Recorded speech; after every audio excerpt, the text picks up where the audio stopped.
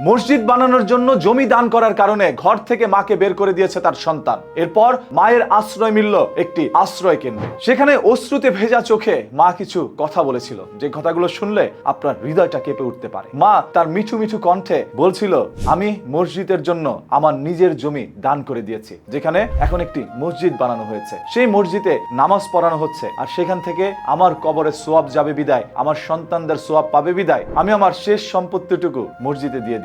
Ti morsido, to kuno ayazana. Inu Allah gorom dalti.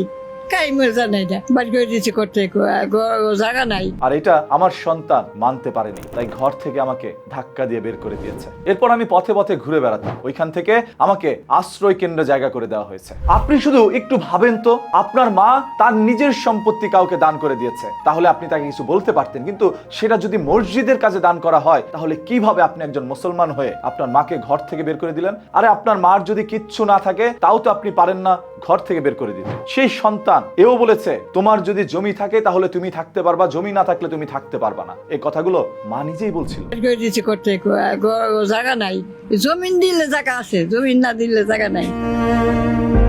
আমরা খুব অবাক হচ্ছিলাম যখন মার মুখ থেকে এই ধরনের কথাগুলো শুনছিলাম, কারণ বয়সটা এতটুকুই হয়েছে, যতটুক বয়স হলে কারো স্মৃতিশক্তি কাজ করে না, তেমনি এই মারও কোনো স্মৃতিশক্তি কাজ করছিল না। কিন্তু সেই ভুলের মাঝেও তার সন্তানের নামটা তিনি মনে রাখতে পেরেছে। সন্তানের নাম হাফিজুর।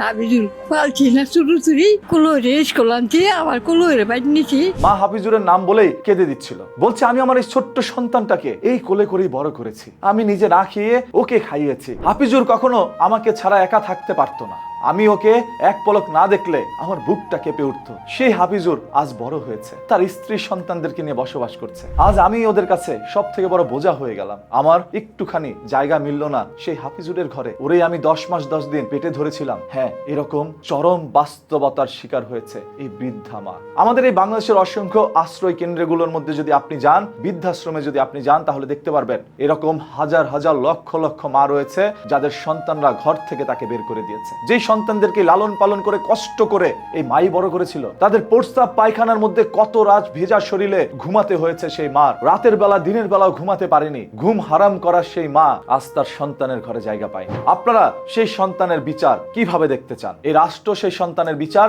কিভাবে করবে? আসুন এই রকম সন্তানদের বিচারের জন্য এই ভিডিওটি শেয়ার করে দেই, যাতে করে প্রশাসনের দৃষ্টি আকর্ষণ হয় এবং তারা যেন সেই সকল সন্তান বা অমানুষের বিরুদ্ধে কোনো আইনীয় পদক্ষেপ গ্রহণ করতে পারে। এতে করেই পরিবর্তন হতে পারে আমাদের চিন্তা ধারণা। আদারওয়াইজ এই মাগুলো রাস্তায় ঘুরতে ঘুরতে একদিন তাদের জীবন যাবে। প্রতিদিনের এই ধরনের ঘটনা, দুর্ঘটনা, লুকোনো সত্য জানতে চোখ রাখুন নিউজকিতে। সেই জন্য পেজটাকে ফলো করে রাখুন।